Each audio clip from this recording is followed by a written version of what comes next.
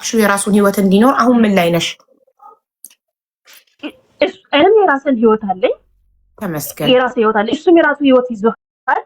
ከዛ በኋላ በሰላም በነበረንበት ሰዓት ላይ እቱ ያስገበችው 2200 ድራም እሱ ራሱ ነው የወሰደው። ያንን ብር መልሽልኝ ይላል ስል ደግሞ አንተ በሚሊዮን ወስዳ የለም እንደ እኔ አልመልስም አልኩት። ምክንያቱም ሰርተፊኬት አንተ ላይ ወሰድኩኝ ያልበላሁትም አልኩት። ምን እንደማረግሽ ታያለሽ ብሎ ሄደ። ሀቡ እኔ ቢሆን በጣም ነው ደስ የሚለው። ከዛ በሄደ በሳምንቱ እናቴ ታመመች ማለት ነው። እናቴ በጣም ወፍራም ናት። በጣም በቃ አላውቅም ምን ብዬ እንደምሰርዳት ሀtta በውስጥ ፎቶ ልክልሻለሁ። ከዛ ወዲያውኑ ነው የታመመችው። እሱ በዛታ በሳምንቱ ማለት ነው። አሁን እናትሽ ላይ መድኃኒት አሰራ ማለት ነው። እናትሽ ላይ መድኃኒት አሰራ ማለት ነው። እናትሽም ጸበል ተጠመቀች ዳነች። ምን ትድናለች? አሁን በጣም ታማለች። ሆስፒታል ሄደን ያልወሰድንበት ሆስፒታል የለም። መድኃኒት አይገኝም። አሁን በሞትና በህይወት ላይ ነው ያለችው። በአንድ እንትን እኔ ሁለት ነገር ውስጥ እያሰባ ማለት ነው። ከዱባይ ሄጄ ወይስ ልበቀል፣ የምሬን ነው የምልሽ አቡዬ፣ እውነቴን ነው የምልሽ። ወይም ልበቀል ወይም ይሄ ነገር እንዴት ይፈታ ይሆናል አይደለ? እናቴ አሁን በህይወትና በሞት መካከል ላይ ነው ያለችው።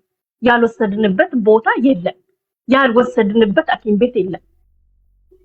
ከዛ መጨረሻ አሁን ምንድን ነው እኔ ብሎክ አድርጌ ነው እሱንም ሁሉንም በቃ እሱን የሚወክለው ነገር ሁሉንም ብሎክ አድርጌ ነው ከውስጡ የወጣው አንድ ሳንቲም በኔ ሳልቀበል ማለት ነው። ግን ያልተመለሰ መልስ አለ። እኔ መበቀል ነው ያለብኝ ወይስ ይሄንን መድኃኒት አሁን እንዴት ነው ማስፈታ ይሆናል አይደለ? እኔ ራሴ ከራሴ ጋር አይደለም እናቴን በቃ በኔ ሰበብ ስለሆነ ማለት ነው እንደዚህ የሆነችው። ጨርሼዋለሁ። ግን ስለዚህ ጨርሰሻል? እሺ ተመስገን። ስለዚህ አንቺ በጸበል እንደዳንሽ እናትሽንም ጸበሉ ሰጃታ እንድትድን አንቺ ላይ ያሰራብሽ መተት በጸበል እንደዳነው እናትሽንም ውሰጃትና ጸበል በጸበል ትዳና። አሁን በህግ ቢያዝ ራሱ አሁን ሀታ አላውቅም ብቻ ህግ በመተት ያደለ ህግ ስለመተት ምን አገባው? ህግ እኮ መተት አያውቅም እኮ። ህግ እኮ በመሄደሽ ከሊያስ መተተብኝ ብልሽ በህግ ብከሽ እኮ ህግ መተት አያውቅም እኮ። ህግ በህግ እኮ መተት የሚባል ነገር የለም። ይሁን አንዳንድ ግን ምድር ላይ ስትኖሪ ሚዛን እንትን ይልሻል። ሚዛን ብሎ ሳይንስ ለማሪ አንቺ ላይ ያስደረገብሽ መተት በጸበል አይደል ሄዳንሽው? አዎ በእምነት ነውና እዳንኩት። በቃ ስለዚህ እናትሽን በእምነት ትዳና ውሰጃት። አለቀ። በቃል ደግሞ ይፈጣሪ ነው። አትበቀል። ወስደናል ግን በቃ የሆነ